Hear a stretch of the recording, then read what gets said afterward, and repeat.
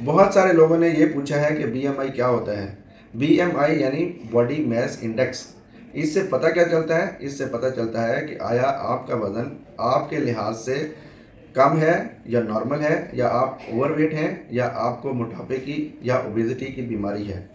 तो इसको कैलकुलेट कैसे करते हैं? कैलकुलेशन के लिए आपको अपना वज़न किलोग्राम्स में काउंट करना है, पैमाइश करनी है, और इसके साथ आपने अपनी हाइट यानी कद की पैमाइश मीटर्स में लेनी है, फीट में नहीं लेनी, मीटर्स में लेनी है। जब मीटर्स में आप अपने कद की पैमाइश निकाल लें तो फिर आपने मीटर्स का स्क्वायर लेना है, और अगर आपके पास कैलकुलेटर है तो मीटर्स का स्क्वायर आप निकाल लेंगे। अगर नहीं है तो आपने जो मीटर की वैल्यू निकली है उसको सेम वैल्यू से मल्टीप्लाई यानी ज़रब कर लेना है, तो फिर आपके पास वो मीटर स्क्वायर की वैल्यू आ जाएगी।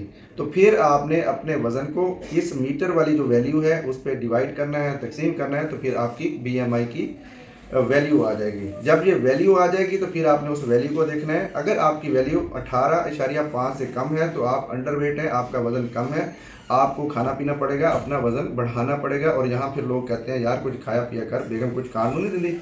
अगर आपका बीएमआई 18.5 से लेके 24.9 तक है तो फिर ये आपका बीएमआई नॉर्मल है, यानी आपका वेट बेहतरीन है, नॉर्मल है, एक्यूरेट है।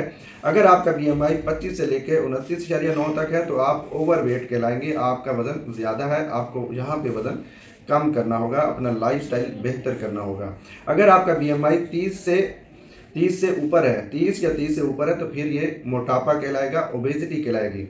इसके साथ अगर हम क्लासिफिकेशन की बात करें ओबेसिटी की, तो अगर आपका बीएमआई 30 से लेके 34.9 तक है तो ये ओबेसिटी क्लास 1 कहलाती है।